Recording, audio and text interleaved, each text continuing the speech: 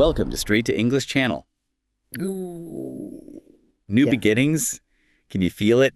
That nervous static in the air. Yeah. That mix of being super excited and also just completely blindingly terrified on the first day of a new job. It is a formidable cocktail of emotions. Yes. Right. It's that little voice in your head that's just screaming, I don't know anyone. I don't know the rules. The terror of the unknown coffee machine. The precise calibration required to simply exist in a new professional space without appearing entirely ignorant. Exactly. And that is what we're here to do today. We're going to short circuit that whole process. We are providing a linguistic toolkit for survival. Yes. We're diving into a real first day situation to give you the exact phrases you need. The mission is how to introduce yourself professionally, but, casually. And crucially, how to ask for assistance without tripping the annoying new hire alarm. We are dissecting a social ballet. So our main characters in this story are Liam, the new graphic designer. He's a junior, just starting out. And Sophia, the seasoned content manager. She is the established entity. He is the blank slate. So for you, listening, this is your shortcut. We're turning that first day dread into a strategy guide. Let us set the scene. Okay, picture this. A big, bright, open plan office. It smells a little bit like new carpet and, productivity. A faint aroma of toner, perhaps. Yes. And you hear keyboards clicking, that low hum of people working. And there's Liam. He's just standing by his desk, kind of stiff. And he is trying and failing to solve the first great mystery of corporate life. The password. A truly high-stakes predicament. Predicament, right. That's just a word for a really difficult or awkward situation. Precisely. His entire professional identity is locked behind a single malfunctioning password. The internal panic is, shall we say, peaking. And right then, at his most vulnerable moment, Sophia appears. She's just walking over, very relaxed, holding a cup of tea. The cup of tea is a clear symbol of mastery over her environment.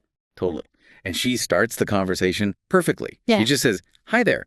You must be the new graphic designer, Liam, right? And we must pause and analyze that opening. You must be. Why not just, are you the new graphic designer? Isn't that, safer? It is safer, perhaps, but it is far less effective. Using the modal verb must signals a high degree of confidence. Oh, okay. You're not asking for confirmation, you're stating a well-informed assumption. It says, I was expecting you. It communicates preparation and moves directly to connection. So it's like saying, I already know who you are, welcome, instead of who are you? Exactly. It shows expectation, not mere curiosity. It's a subtle but very powerful professional move. Okay, but what if you're wrong? Then you just sound kind of presumptuous, don't you? An excellent point. Context is everything. In this case, HR has likely informed her to expect a new designer at that specific desk. The risk is minimal. Ah, right. So the payoff is worth the tiny risk. The payoff in conversational smoothness is significant. It is an expert-level introduction. I love that. So Liam, he confirms who he is, and then he just comes right out with his two big problems. The digital hurdle and the biological one. The password. And even more important, he has no clue where the kitchen is. The essentials. Access to the network and access to caffeine. And notice Sophia's reaction. She just laughs. Yes, and immediately offers to help. This is a crucial signal to Liam and to you that asking these basic logistical questions is not only acceptable, it's expected. It's such a relief for him. He even says something like, everyone seems really friendly here. And Sophia confirms it. Yeah, it's a good group. We work hard, but we laugh a lot too. That is the perfect reassurance. It communicates a healthy, balanced culture. Okay, so the ice is broken. Now we get into the next phase, the phrases you need for the rest of the week. Indeed. We pivot from initial contact to ongoing integration. Starts with a simple check-in from Sophia. She asks him, are you settling in okay? Settling in, what does that really mean? It's not just about sitting down, right? Not at all. To settle in is the process of becoming comfortable and familiar with a new environment. It's about moving from feeling like a visitor to feeling like a resident, establishing your own rhythm. So if you're Liam, how do you answer that if you're, not totally okay, but you don't want to sound like you're complaining? An excellent question. You must never just say, fine. Fine is a conversation killer. It is the kiss of death. A professional response acknowledges progress while naming a small, manageable hurdle, something like, almost there, thanks. I just need to figure out the calendar system, but otherwise, I'm good to go. I like that. It shows you're trying to solve your own problems. Which is a hallmark of professionalism. And that leads us right to it. The most important phrase, probably, that you'll ever hear in a new job. The one Liam really needed. Sophia says, "Don't worry, I'll show you the ropes." To show you the ropes. This What? is mandatory office vocabulary. It means to teach someone how everything really works, Yeah. right? Not just the official rules, but the tricks. Precisely. The idiom originates from the age of sailing, where new sailors had to learn the function of every single rope, the rigging, to operate the ship.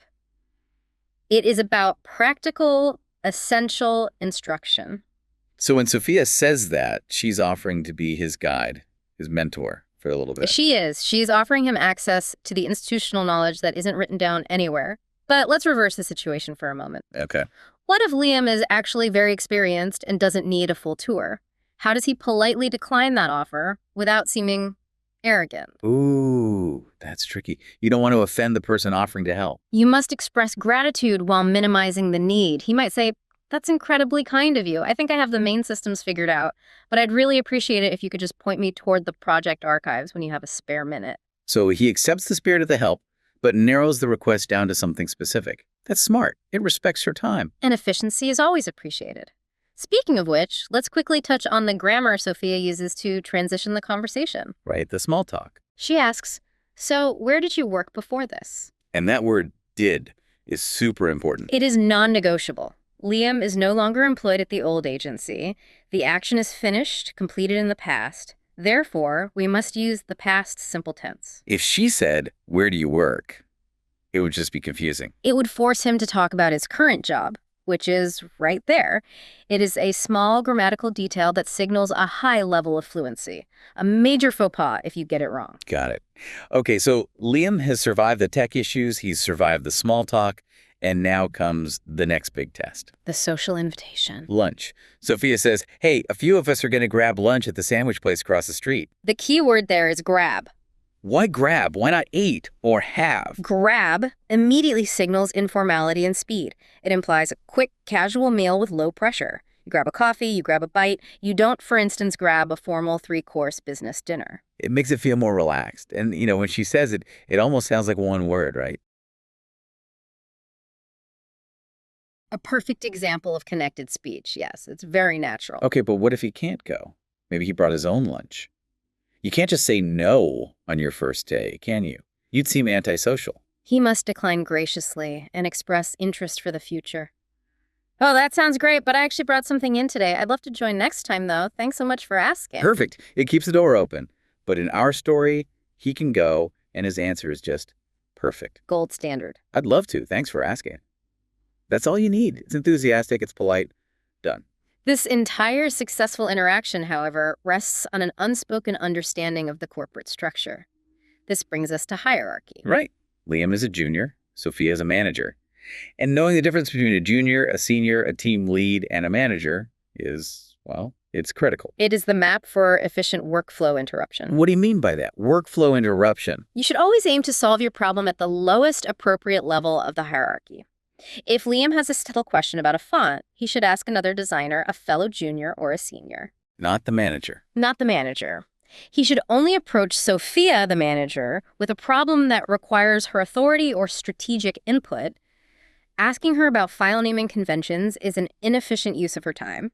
And it makes you look like you don't understand how a business works. Precisely. It signals that you are not considerate of the team's overall workflow, which is a sign of unprofessionalism. Okay, that makes so much sense. Yeah. And, if you are finding these deep dives into not just the words, but the strategy behind professional communication useful. The why behind the what to say. Exactly. Then you are definitely in the right place. Straight to English is all about giving you this kind of high-value insight. So if you want to keep getting these career cheat sheets, just, hit that subscribe button right now.